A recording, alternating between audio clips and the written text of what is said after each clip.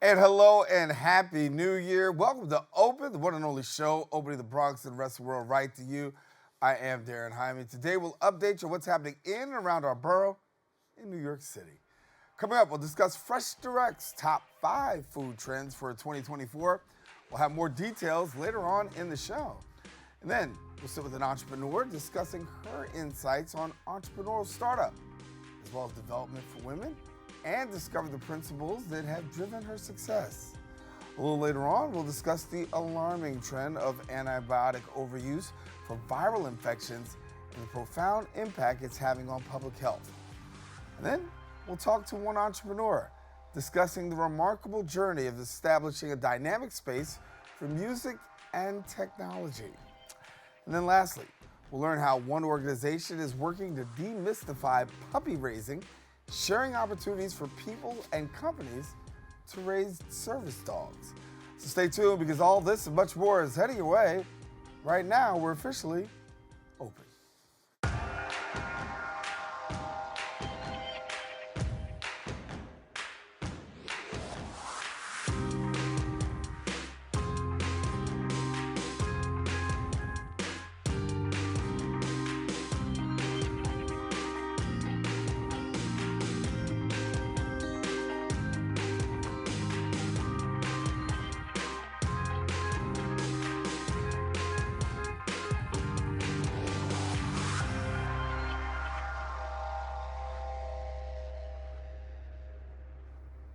And hello, everyone. I am Daren Jaime. You are now watching Open, a live program that's bringing the Bronx and New York City straight to you. We also want to welcome our viewers to the Manhattan Neighborhood Network as Open is being broadcast simultaneously on MNN's channels. You can stay connected to us on all of our social media platforms at BronxNet TV. Some things have been going on through the past week, and we're going to take you through it with some Bronx updates.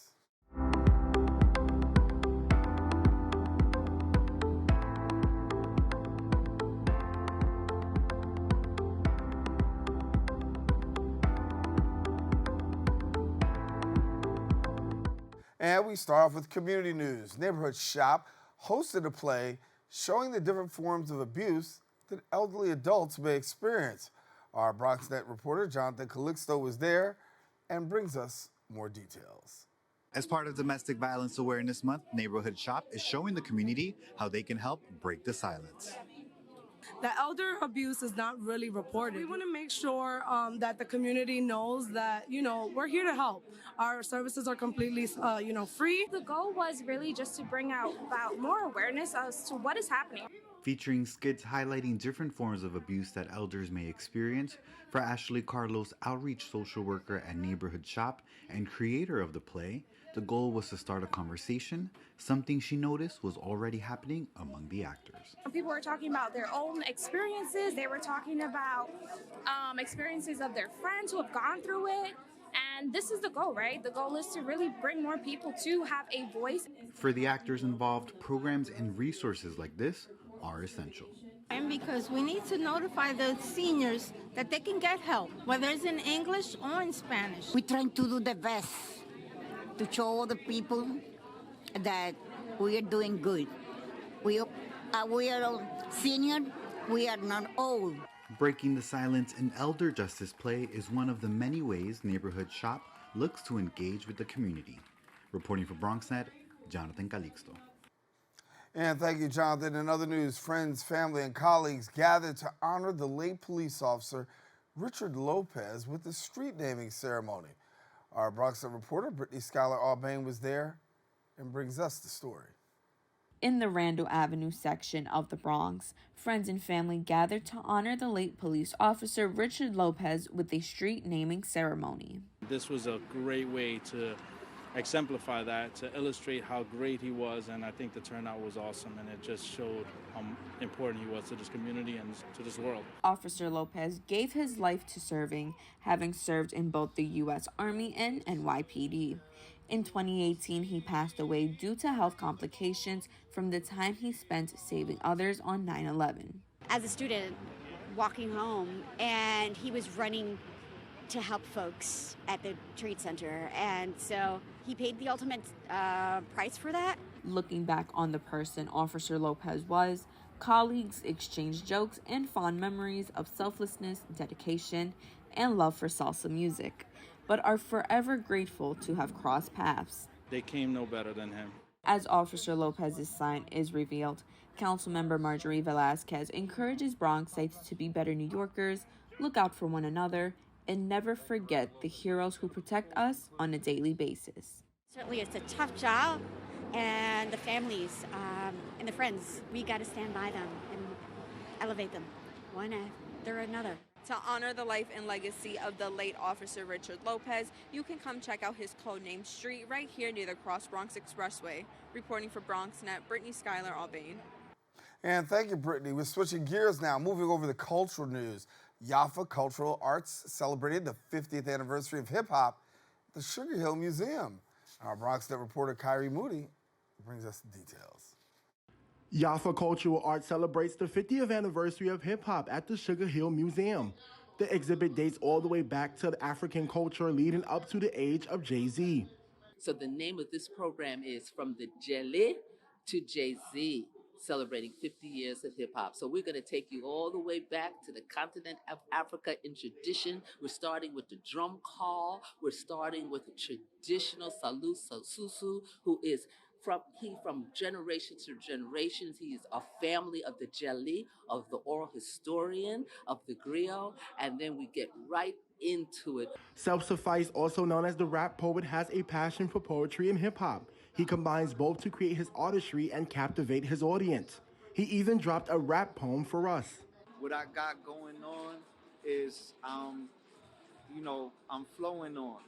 I know I'm born to carry on what's going on before it was born. Before this time where hip hop runs, they was doing it with the chorus.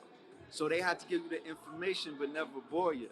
That's when they had the jelly, the jolly, and the griot. Now you would call it an MC for the people. Abiodun is a member of The Last Poets. The Last Poets are several groups of poets and musicians who arose from the late 1960s African-American civil rights black nationalism.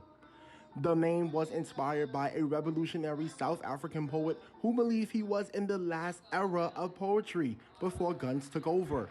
Abiodun tells us the vision of The Last Poets. Our entire vision was to actually get black people to love themselves more. We wanted to de-niggerize black folks. In other words, eradicate the nigger, bring out the black person. That was our goal. So a lot of our poetry dealt with the fact that we've got this fraction in our community that's causing disunity, and we wanted to have unity. To find out more about Yafa Cultural Arts, visit their website at www.yafaculturalarts.org. They have entertainment, art, and education, all for you. Reporter for BronxNet, I'm Kyrie Moody. And thank you, Kyrie. That's all the time we have for our Bronx updates. We are taking a quick break, but we do have more open when we return.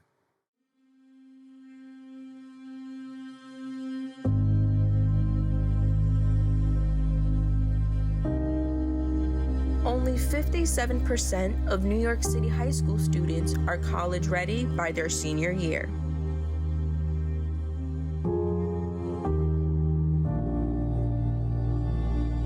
.55% of high school graduates either have no plans to attend college or are uncertain that they will ever attend.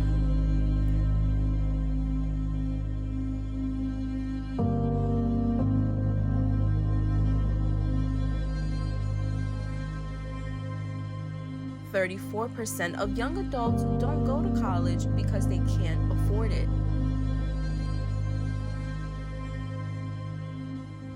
Discover what's possible.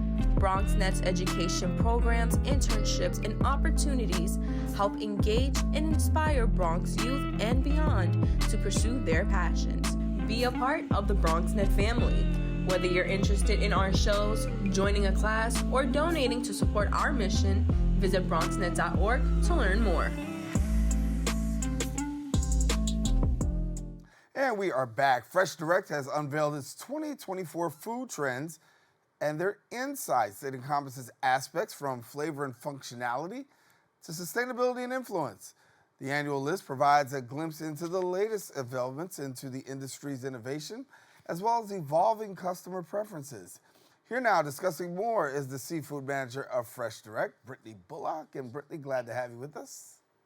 Thank you so much for having me. Happy to be here. Happy to have you. And as we are embarking on the new year, obviously, new year, new trends. And when we talk about FreshDirect, an opportunity to really tackle some things and move in a forward trajectory. I want to talk to you a little bit about food insecurity because that's huge here in New York City and really across the state. But then when it comes to food insecurity, I know that one of the things that we're talking about is really how to deal with food waste. And you guys have really tackled that. Yeah, excited to talk about the new trends for 2024. The first trend that we're really seeing is reducing food waste. So the upside to upcycling is what we're calling it. Customers are really focused on reducing food waste in their personal lives, as well as looking to the grocers and items that really are doing this important work. So at FreshDirect this year, we have turned our once discarded cauliflower stalks into a cauliflower gnocchi meal kit, salmon scraps in the production room into salmon cakes, and excess bananas and blueberries into delicious loaf cakes in the bakery. So an opportunity to do that. What does that really mean for the average person out there? When you are purchasing one of these items, you are helping to contribute to a huge reduction in food waste. And I want to take a little bit of talk about farming practices because one of the other trends that we're talking about is some sustainability and sustainability through farming practices. Yeah, that's a huge trend that we're seeing just continue. Customers are increasingly looking to grow their knowledge about how their food is being raised and produced. So we've been working with some indoor farm companies called Bowery Farming and Gotham Greens, and they're using greenhouses to grow delicious produce. So we have amazing, fresh, in-season produce all year round. And on the protein side, FreshDirect works directly with our farmers who are pasture raising our lamb and pork programs, as well as our Angus and grass-fed beef programs. And these are regenerative farms that really focus on biodiversity, soil health, and animal welfare. So really allowing the animals to roam and grow slow, without the use of antibiotics or hormones. I know also that one of the things you're talking about is dealing with digestive health and really making sure that there's digestive well-being out there. There's something called functional beverages, and I want you to unpack that for a moment, the power of functional beverages. Yeah, definitely. I think people are most familiar with kombucha. That was a huge trend a few years ago, but we're really seeing it move beyond just kombucha, and we're seeing better for you energy drinks and prebiotic tonics and sodas. Just definitely a growing category.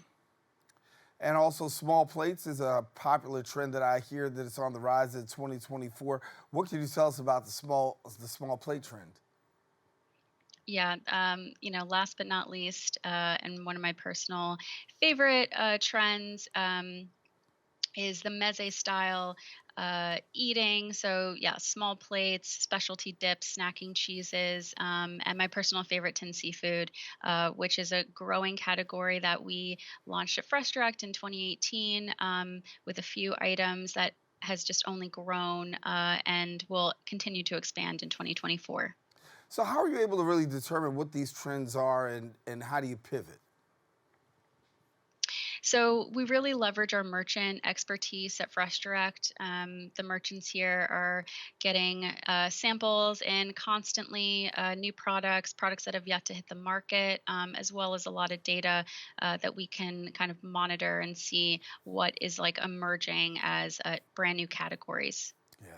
And I also want to have an opportunity to talk to you a little bit about diversity, equity, and inclusion, because that's also something that you guys are focusing on, particularly in the grocery sector. So what can you tell us about diversity, equity, and inclusion? Yeah, consumers are definitely looking for diversity in their diet and how they're able to cook at home. And so the rise of DE&I in the grocery sector is really critical to providing those diverse food experiences and different food cultures. And this year at FreshDirect, we launched our RIPE program, which stands for Rising Industry Producers and Entrepreneurs. And that is a mentorship program where the merchants have hand selected a few emerging brands to help them grow their business, introduce their products to a whole new customer base, and just really navigate the world of online retail for the first time. And so for yourself, as you look to 2024, obviously it's an exciting time as we start the new year. How do you flesh all this out and how do you make it happen? I would recommend everyone go to our website where it's very easy to shop. You can order directly through the site, explore all of our trending products for 2024, and get delivery as soon as today and definitely by tomorrow. Yeah. Well, definitely want to thank you for being with us and sharing a little bit about what's going on at FreshDirect. Before we leave, we'll give you final thoughts if you want to share with us. Yeah, I would definitely add my favorite item for 2024 I'm most excited about. I'm biased. It's a tin seafood item. It's by a brand called ABC Plus out of Portugal, sardines and brava sauce. It won the best new product for seafood, a Sophie Award for 2023. So definitely check that out for 2024. Definitely. I'm not hating. I wasn't the sardine person. My mother loved them. God rest her soul. But when she tried to pass them on to me, I had to do the pass. But I see that you love them, and listen, hopefully those out there will be able to join in and take a part of this 2024 trend. Thanks a lot for being with us, Brittney. Thank you. All righty, listen, if you want more information, please don't hesitate to visit the link below and follow them on social media at FreshDirect. Now we tell you don't go anywhere. We'll be back with more Open coming up right after this.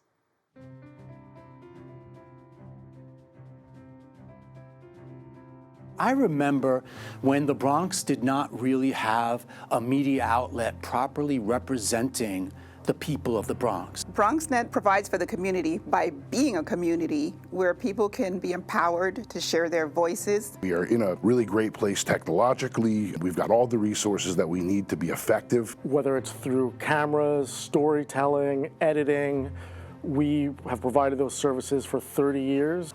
BronxNet's mission is to be a voice for the community. To educate, to inform, and to inspire. And you can be a part of it. We've built studios for you.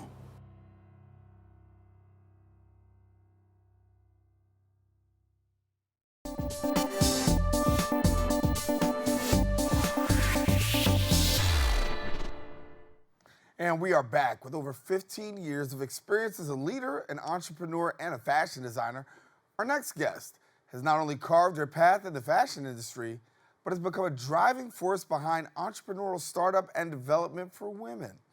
Joining me now is the director of the Women's Business Center at True Access Capital, Sara A. Crawford. And Sara, good to have you back. Hi, good morning. How are you? I am doing fine. It's good to see you today. It's good seeing you as well. And an opportunity to chat. And as we start to really get into 2024, obviously, for a lot of people, they made the choice to really approach entrepreneurship. We saw it become heavy, particularly after COVID. People were forced to go to their own hands and make things happen. From your end, entrepreneurship, women, talk to me about the rise and what you're seeing. So you're absolutely correct. After COVID, it was booming with new and budding entrepreneurs.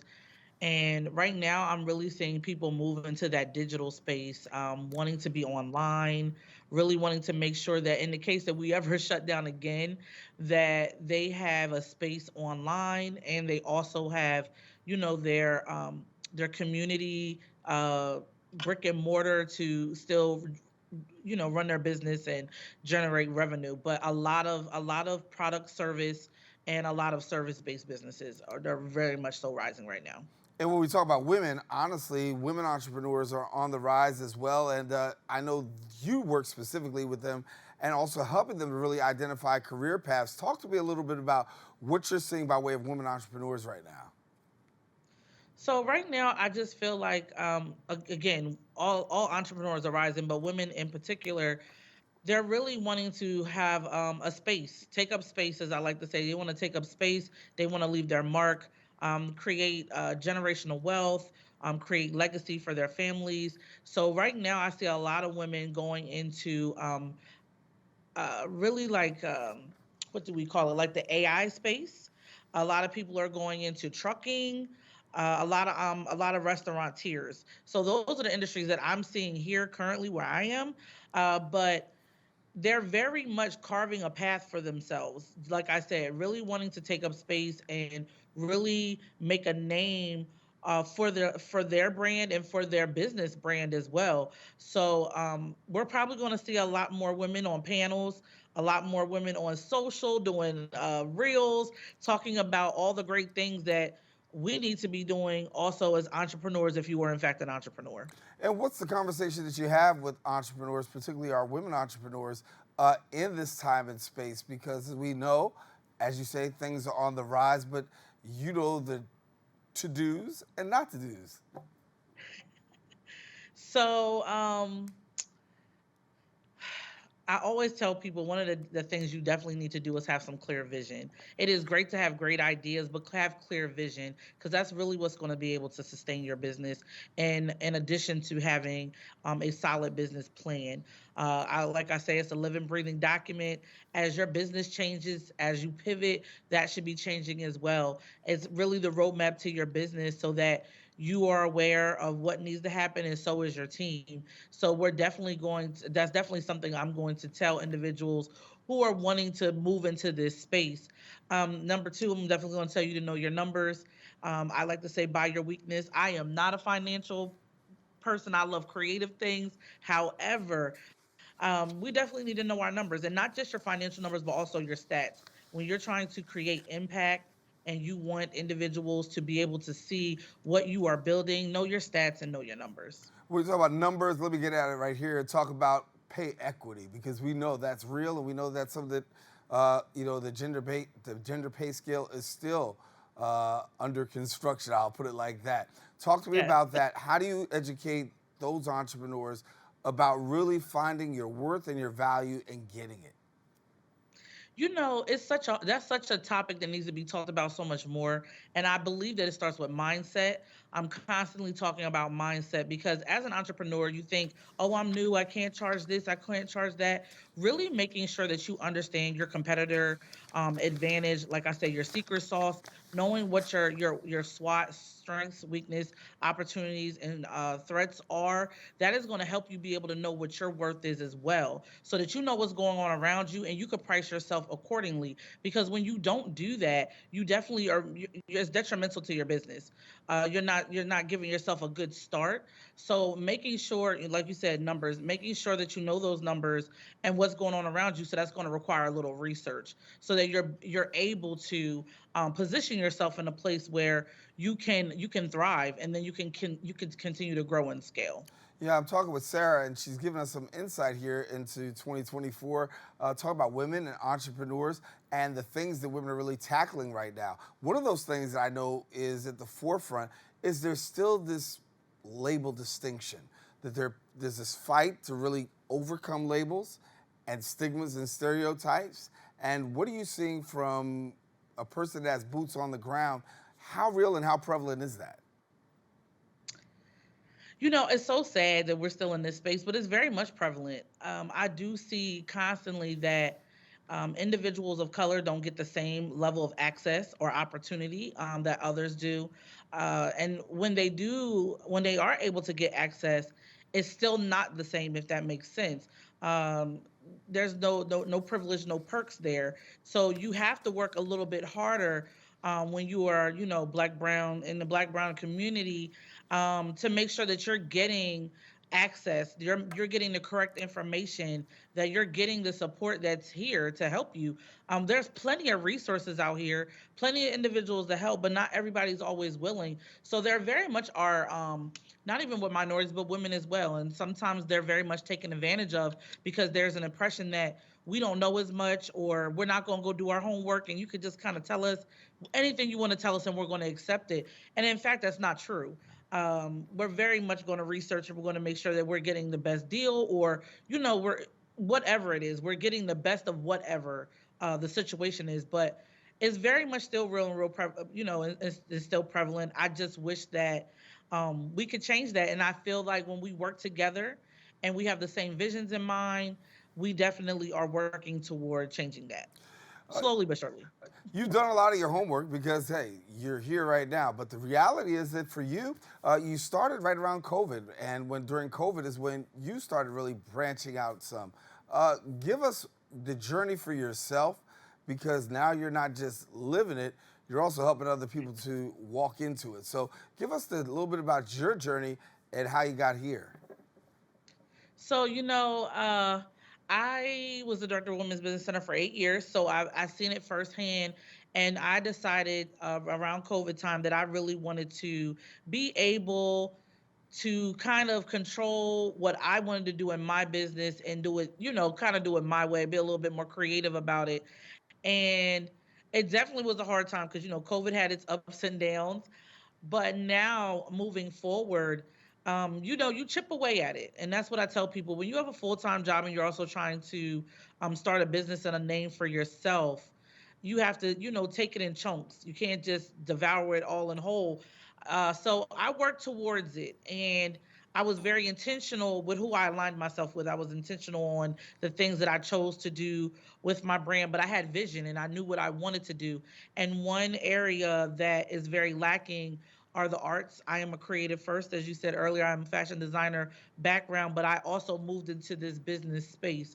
I believe that when I win, we all win. We're all winning. So in my new space, creating an ecosystem for other entrepreneurs, other creatives, and local talent has been amazing.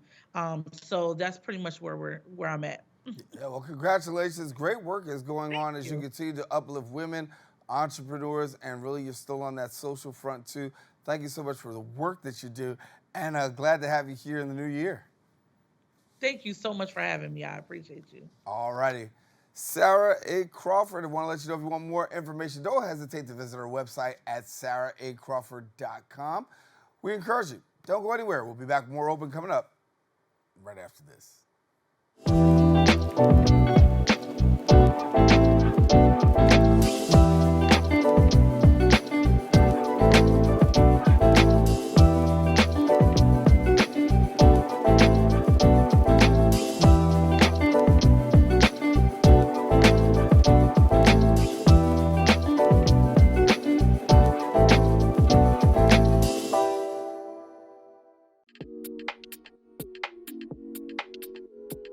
Hello, my name is Tyrone Lowe. I host a show at Bronxnet called The Legends, where I bring real legends, DJs, upcoming artists, actually people from the past that's into entertainment. I want to thank Bronxnet. First of all, I want to thank for the 30 years of them actually being active here. It has opened a lot of doors for me to the point where I'm branching off to have my own network. Fulfill your dreams here. That's all I have to say. And welcome back. As consumers struggle to navigate another heavy-hitting cold and flu season, important to uncover the misconceptions surrounding the alarming overuse of antibiotics, especially the misuse in treating viral infections like the common cold and flu. Join me now in sharing more to help us and help all of us, I should say, safely and effectively manage cold or flu symptoms is Dr. Ken Redcross. And Dr. Redcross, thank you so much for being with us. Hey, Daren, how are you? Thank you so much for having me on today. Appreciate you being with us. And I'll start by asking the question about how prevalent is it when we talk about the misuse of antibiotics in a household? Yeah, look, when we learned recently that when antibiotics are used inappropriately, it increases antimicrobial resistance. So just last year here in the United States, 2.8 million infections were resistant to antibiotics. And unfortunately, Daren, 35,000 people died because they contracted these infections that were resistant to antibiotics.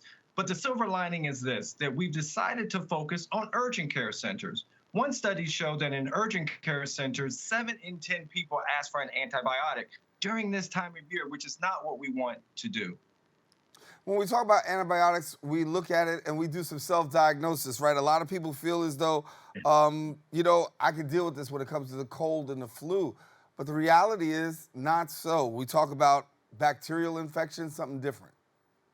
Yeah. Yeah, this is the important thing to remember, everyone. So we're living in the cold and flu sort of season right now, and it's important to understand that antibiotics are not effective. But why?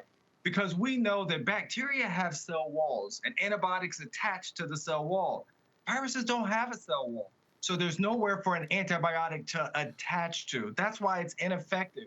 So when you're looking at things that are really going to make a difference, you need to look over the counter. I like Mucinex for my patients because I know that Mucinex is not going to contribute to antibiotic resistance, and I know it's really going to provide that relief that we really need as far as the symptoms that we have during this time of year. And when we look at the consequences, people don't really recognize the full breadth of the consequences that really are associated with this. So what are some of the potential consequences that you're seeing people face and have to deal with?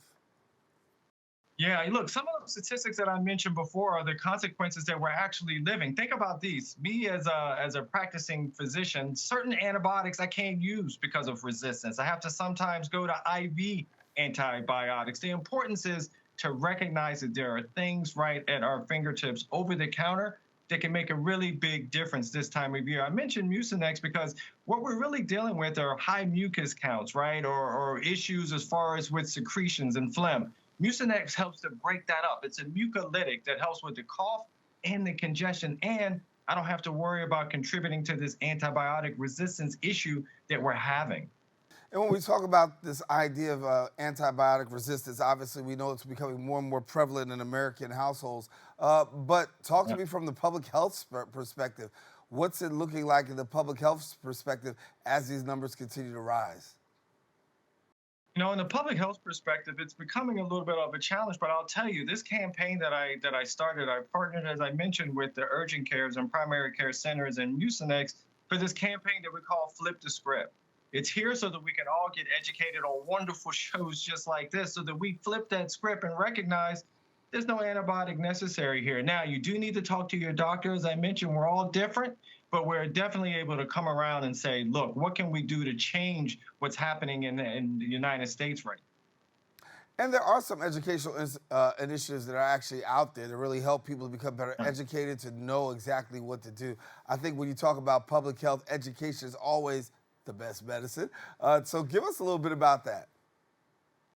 Absolutely. Education is always the best medicine. So hopefully today we're all educated to know that antibiotics are not going to help during the cold and flu season, and also educated to know that our doctor still needs to be a part of that. Now, look, we have some wonderful information about this campaign called Flip the Script at mucinexfight.com with a lot of wonderful resources so that we make sure, as you mentioned there, Daren, during this public health sort of thing, education is knowledge and key. Yeah. Dr. Redcross, talk to me a little bit about over-the-counter products, because a lot of us are very familiar with over-the-counter products. It's what we do. We want to get those over-the-counter products to really fast diagnose and hopefully get through what we're going through fast. But then when it comes to antibiotics, that's a different kind of story. So let's weigh it out here. Over-the-counter products, antibiotics. Yeah. So look, like I said, during this cold and flu season, antibiotics should be way over to the left here, Daren. And as far as the things that are over the counter, one of the challenges I find, and another reason why I like Mucinex that helps, it has guaifenesin, so it helps with those secretions to help us with the phlegm. So many of the other over-the-counter remedies are a little bit of a challenge because they have other things in them that patients may not know they're already taken, such as Tylenol and things of that nature. Tylenol is great for what it's necessary for. I'm just saying that lots of times when you're getting over the counter, people don't always know that some of the things they're taking here and there all have some of the same things. I don't have to really worry about that.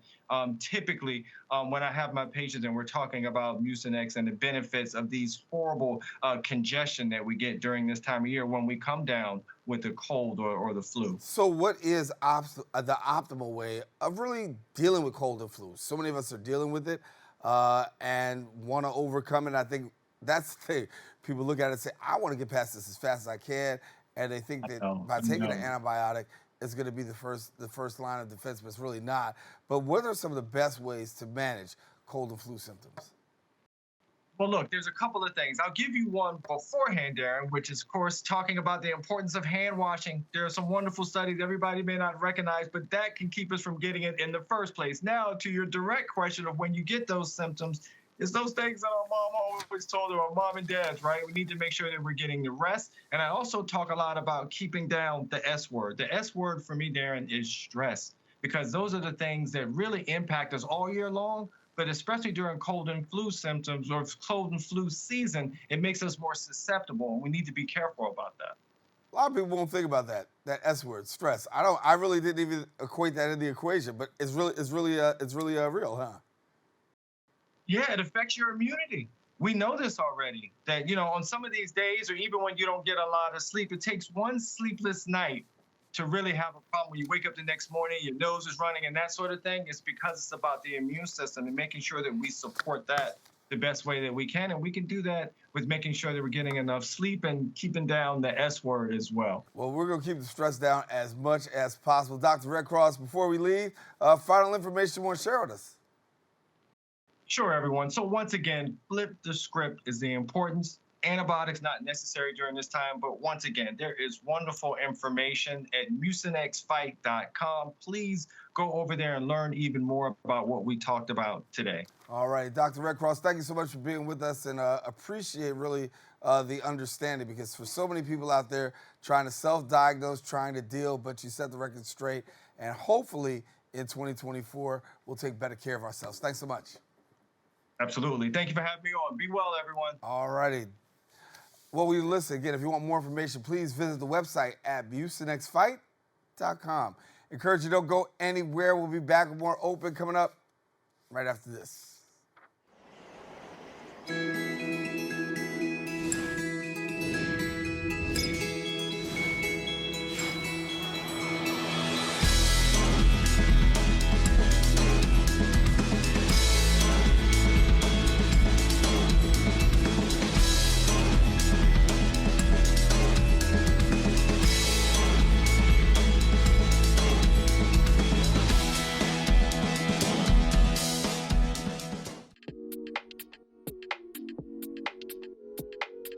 Congratulations, BronxNet, on 30 years. You started when I was born. That's my story, and I'm sticking to it. This is Verona, the dancing reporter for Create Your World, and I thank BronxNet for being here to help me produce my show. And we are back. Our next guest has been on an incredible journey, one involving not just personal growth, but also the establishment of an expansion of a unique business venture centered around music, podcasting, and photography. Her enterprise provides a dynamic space for creative expression. Here now is the CEO of Tailored Made Creative Studio, Shinere Taylor, and thank you so much for being with us. Hi, thank you for having me. Glad to have you. And for yourself, I mean, an opportunity to really venture into the entrepreneurial space. Yes. A studio. Mm-hmm. So tell us a little bit about the studio. So the studio is a content creation space. Right. It is located in Midtown Manhattan. It's actually right across the street from where the old 4040 used to be. And so it is 24/7 security. It consists of 3 rooms, a music recording studio, a podcast room, and a photography room. Now, when you book the space, you got access to the entire space. So it's not like if you book for photography, you just have to stay in the photography room. You have access to the entire space. And so if you need an engineer or photographer along with the space, we also provide that service as well. We also have cameras, we have lighting, we have all the high-tech quality as far as the studio equipment, the plugins, anything that an artist would need, we definitely provide that. So when you look at what you're doing right now, obviously you're filling a gap because there's so many people who wish they had the opportunity to have it. Mm-hmm. You got it. All you gotta say is just basically show up and we'll get you taken care of. Yes, pretty much, because during the pandemic, remember, everybody was home creating content. And right now, the digital content creator world is $104.2 billion. By 2027, that's going to double. Right. We have over 200 million content creators in the world. So when you think about that, digital, everything is about videos. If you ain't see it, it ain't happen. Right. You know, so I wanted to be able to give people the space to create and make money while they're doing it. You know, so that was the main, the goal of it, the focus of it. So for yourself, obviously, you know, you've got a huge business approach. I think you got it down pat. You can just tell you got it. Trial and error. No, I'm still learning. I'm still a student of the game. Every day I learn something new. Mm-hmm. Like, I'm not gonna lie, this is the challenging thing I've ever been through so far in my life. Really? Yes. Why? Because it was my vision. Mm-hmm. It was my funds. That's the most important, right? Yeah. You know, right. and it's something that I really want to see like prosper. Mm-hmm. You know, it was about creating generational wealth for my children. Right. So this is what it's about for me. You know, so. And you're doing it through photography, you're doing it through podcasting. You're really using media to really be the forefront for a lot of people who don't necessarily, maybe I have an idea, but I really don't know how to bring it home. And you say, I can get you home. Definitely. That's the whole goal about it. Come to the studio, create. You, like I said, if you were a record label, you have artists, you have models, you have influencers. You can actually come to my studio and have a media day. You know, we do listening parties. You know, we do networking parties. We do networking events. You know, we're here for the little guys, the underdogs. You know, that's my thing, especially with the community and the background I came from. You know, I want to be able to inspire people. Well, if Shinere could do it, then, you know, I know it's possible that I can do it. Right. You know. You use the word little. When you were little, you said you could be a boss. So tell me about this here. Well, I mean, since I was young, I always considered myself a leader. I've always knew that I had a bigger purpose, and it started from my dad. My dad had a third grade reading level. He couldn't read or write. At 9, 10 years old, I was reading to him the newspaper, writing down things, you know, telling him, you know, what it is that he needs to be as far as, you know, the world. He grew up in Philly. You know, he had 13 siblings. He had to take care of his siblings and his mom. So for me, regardless of where my dad came from, he was the best man in the world. So for me, he used to always tell me, Shinere, you're gonna be that one, because I see it in you. I see that you like to help people. You're so passionate, you know, and that's where it came from. So for me, you know, it was all about, he's not here no more. So for me, it's like, I gotta do it. You know, he told me I am the one, and I gotta be that one, because I know I am, you know, and I felt like I've always had that. So, you know, that's why I'm here now. Help people fill that gap, right? Yeah. So for you, long-term goals, I mean, you got this going on. You got some goals for the Yes. future. Of course, 2024 is right here. Yes. So my long-term goal is to actually branch off and create a nonprofit organization. And I want to actually get involved with schools and other nonprofit organizations. And I want to build courses out for high school students and college students who actually want hands-on experience as far as the entertainment business. Because, you know, it's not just about being an artist. You can be an engineer. You can be a videographer. You can be a photographer. You can be a producer. You know, you can be a host, what you're doing right now. You know, I want to show the youth that it's possible. Not everybody's good at music, you know? Right. So, you know, that's the first, you know, you can do other things. You know, you can create. You can be a creator and get paid for it. So that's where I'm headed at right now, and I'm working towards that. So that's the long-term goal. Talk to me a little earlier in the show. I was talking about entrepreneurship and how people, you know, basically after COVID were saying, listen, I'm going to become this entrepreneur. For you, job switch, how did you get to this place of saying I'm going to be this entrepreneur? Well, I was incarcerated, right? When I was 20 years old. At the time, I had a 3-month-old baby, and they had literally just told me that while I was in there that I was expecting again.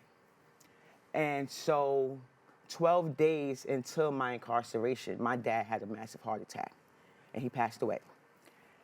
And so with that, you know, I was crushed. I was broken.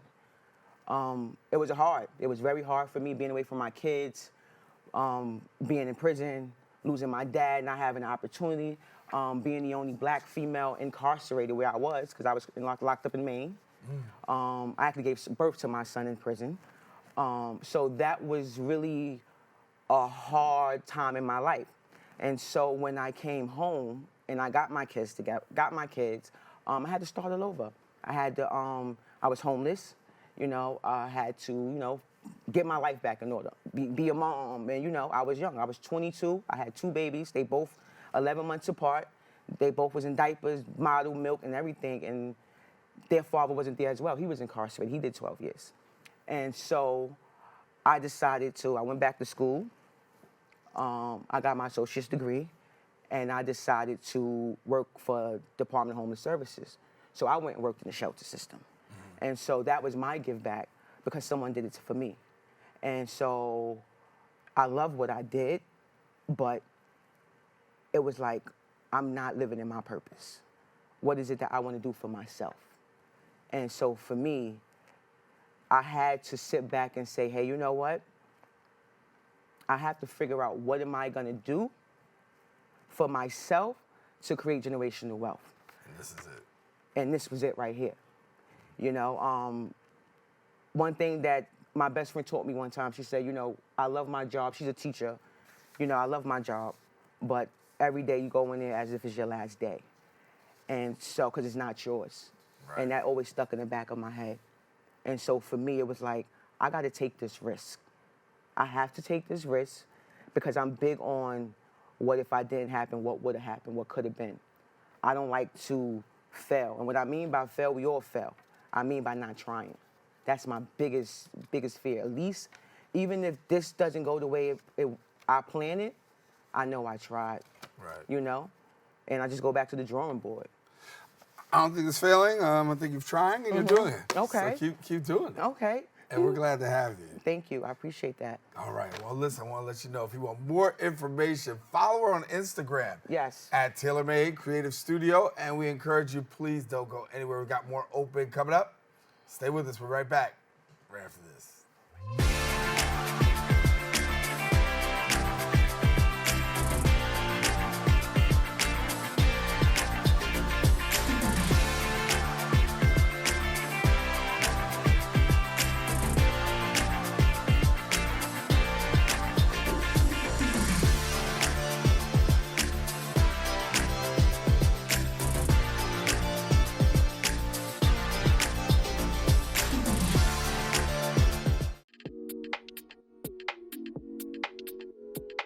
Hey everyone, it's your girl Kat from the Kitty Rose Lifestyle, also from The Next Chapter, where we discuss shades of gray every week right here at BronxNet, Saturdays at 11 p.m. Wow, 30 years. 30 years of BronxNet public access television.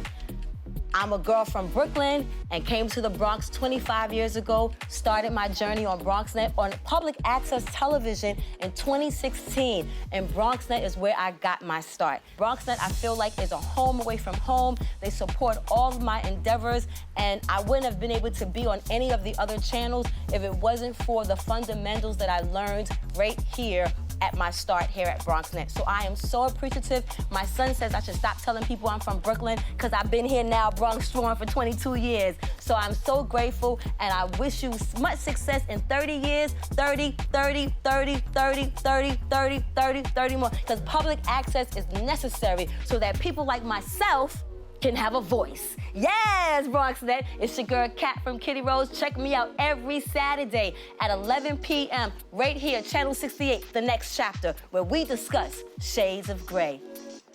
Mwah.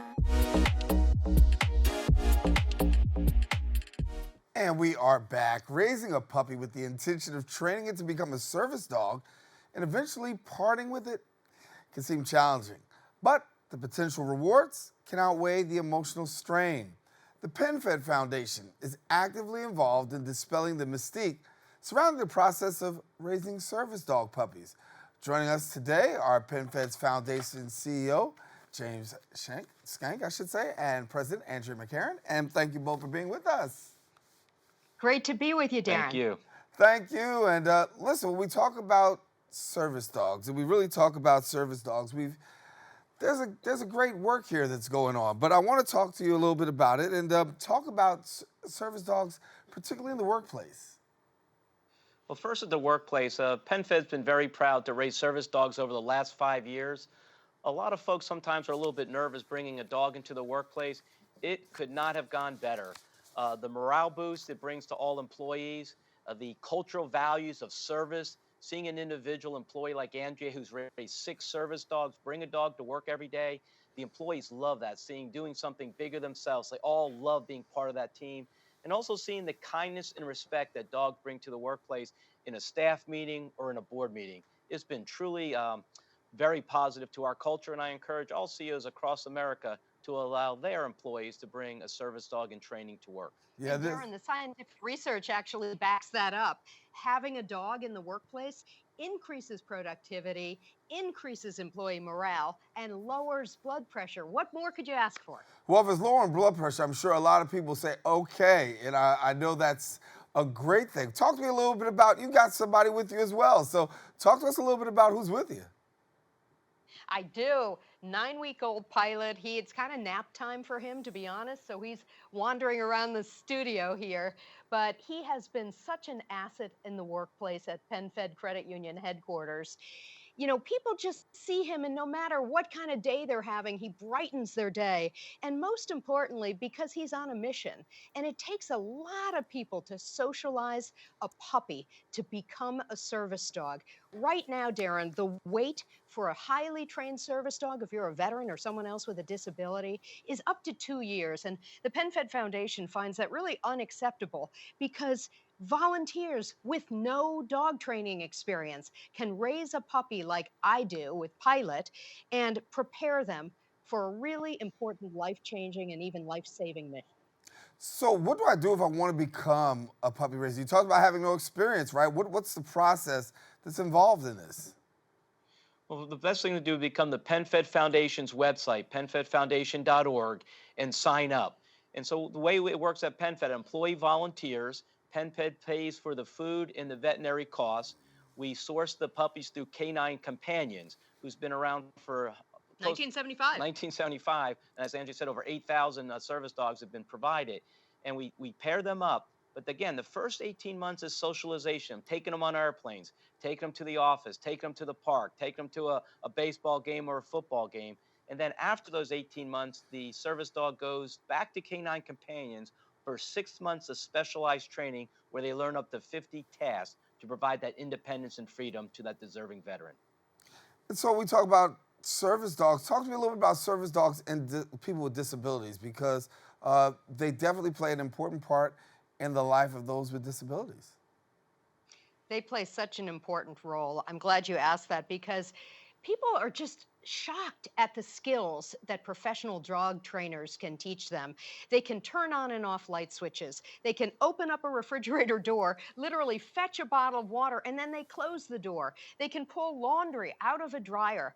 They can pick up a cell phone, car keys, a credit card even off the floor. So they provide companionship. So there's really almost an endless array of things that they can bring to a veteran or someone with a disability. And it really provides much greater independence. And, you know, a lot of folks in the Bronx and beyond, they may not have money to give to a fantastic organization, but they may have time. And the great thing about Canine Companions is if you raise a dog in a workplace, you can co-raise with a friend or a coworker. So at least the tasks are divided. You can take a little time off and get a bit of a break. It's very hard work, but think about it. You know, I didn't serve in the military. I haven't been in combat, but I can raise and train a service dog for someone who has. It is such a rewarding, worthwhile volunteer gig. And because we are so volunteer-based, every service dog in America provided by Canine Companions is completely free of charge to the recipient. And that's a really important thing in this day and age. And James, that's got to be a great feeling for you, knowing that people are being rewarded on both sides, the training and then also receiving a service dog. Absolutely. As a veteran myself, helping veterans who need that sort of that help with a disability to have that newfound freedom or independence is sort of fulfilling. But more importantly, it brings an organization together. So my mission is to tell more CEOs, small business owners, small, medium-sized business owners, let your employees volunteer, be part of this program, and make a life-changing impact in 2024. I got to ask you the question, James. When you talk about, letting people know about this, how much does the light go on once you get an opportunity to talk and share a little bit about the story and the impact? That's what it is. It's really spreading the word, unleashing this best-kept secret. It's just unknown. Some people think they need a lot of dog training skills. They don't. As Andrea says, these volunteers just need to socialize the dog, but it's an 18-month commitment. So it's telling people, getting them to raise their hand and volunteer. And then what the toughest part is after the 18 months, letting it go back to canine companions.